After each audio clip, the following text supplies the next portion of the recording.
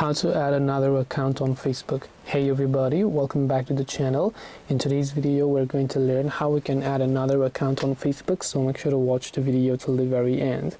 So if you want to basically add another account on Facebook, if you are logged into a certain account and if you also want to add another account, open up Facebook and log in.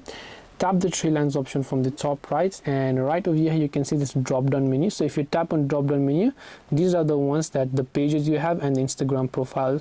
Now if you want to add more, then just go to account center section here. Once you go to account center, you can simply try going to profiles, and once you go to profiles you can simply create a new profile and log into that account. So tap on add account and simply add your Instagram account or whatever else over here, then you'll be able to add them to your account center to directly switch between them. This way you'll be able to go ahead and then add another account to Facebook. Hope this video is very helpful. If you have got any questions, feel free to leave them down below.